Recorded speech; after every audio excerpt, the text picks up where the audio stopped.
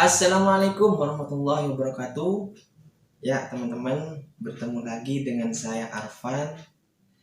Di video kali ini teman-teman, saya akan membahas yang sudah saya bahas selama di video-video saya sebelumnya teman-teman, yaitu tentang bagaimana tugas akhir ataupun yang kita sebut dengan skripsi teman-teman ya. Nah, bagi teman-teman yang baru bergabung dengan channel ini, jangan lupa untuk menekan tombol subscribe, like, dan juga komen teman-teman ya, biar saya bersemangat lagi dalam membuat video-video selanjutnya teman-teman ya. Nah, di video kali ini teman-teman, sedikit saya memberikan sebuah pengalaman teman-teman ya, bagaimana saya dulu dalam menyelesaikan skripsi, terutama di dalam menghadapi dosen pembimbing teman-teman ya. Nah, di video kali ini teman-teman, saya akan memberikan tips-tips atau pengalaman saya pribadi teman-teman, bagaimana di dalam kita menghadapi dosen pembimbing kita teman-teman ya. Nah, kita tahu sendiri teman-teman ya, dosen pembimbing itu yang ditentukan oleh kampus teman-teman ya. Jadi kita mengajukan judul, kita mengajukan sebuah judul penelitian, dan dari pihak kampus sendiri yang memberikan, ibaratnya yang merekomendasikan dosen pembimbing di setiap mahasiswa teman-teman.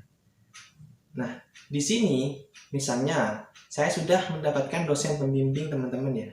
Nah, langkah apa yang perlu saya lakukan atau teman-teman lakukan setelah mendapatkan dosen pembimbing? Nah, memang kebanyakan kalau kita sudah mendapatkan dosen pembimbing, hal yang pertama yang harus kita lakukan teman-teman, kita harus menemui beliau, memberikan surat. Kalau di kampus saya pribadi teman-teman ada namanya surat tugas. Nah, surat tugas ini digunakan oleh mahasiswa untuk memberikan tugas atau memberi mandat kepada dosen tersebut untuk membimbing kita teman-teman ya.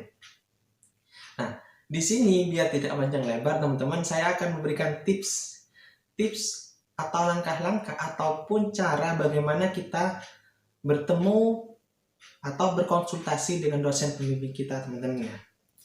Yang pertama, kita harus sopan santun. Itu yang terpenting. Karena kesan pertama yang kita, karena misalnya dosen tersebut, dosen pembimbing kita itu tidak kenal kepada kita. Nah, maka apa yang harus kita lakukan? Pertama, kita harus pendekatan dengan sikap yang sopan, dengan sikap yang santun kepada beliau ya teman-teman. Karena memang dia adalah yang akan membimbing kita ke depannya teman-teman. Maka bagaimana sikap kita, yaitu harus sopan dan santun teman-teman ya. Nah, dan yang kedua yang harus kita persiapkan sebelum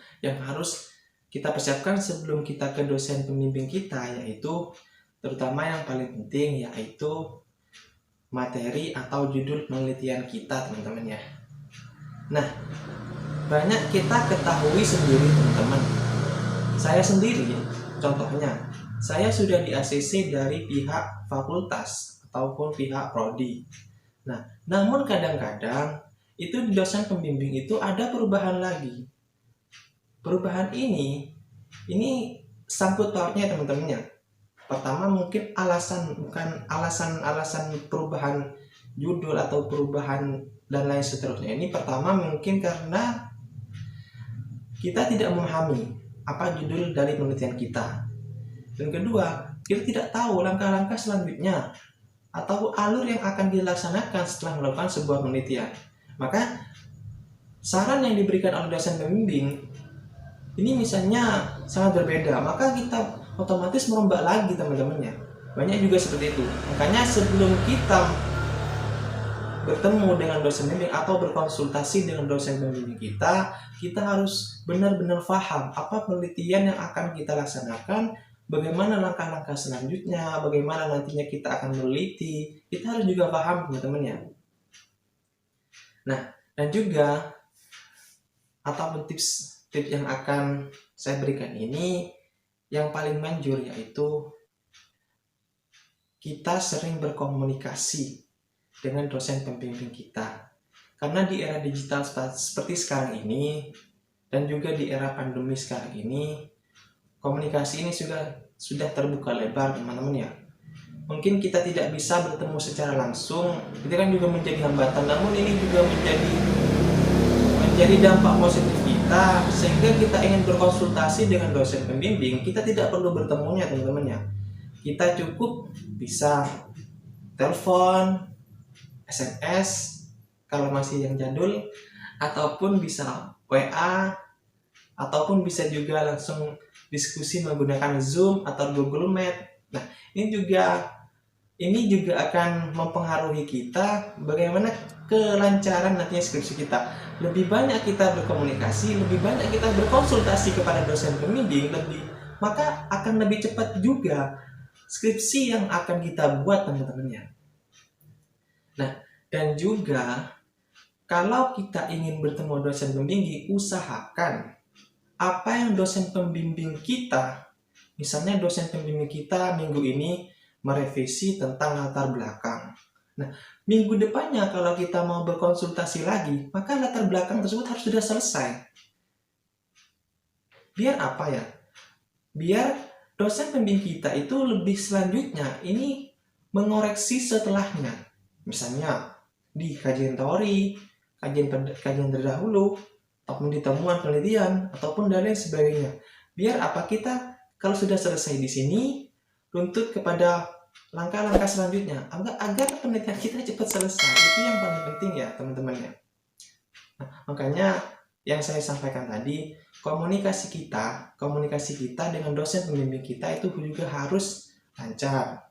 Ya mungkin dalam situasi seperti ini ya, yang saya sebutkan tadi, bisa lewat online. Yang penting komunikasi kita itu dapat membuat skripsi kita selesai dan membuat dosen kita juga senang, karena dia juga mempunyai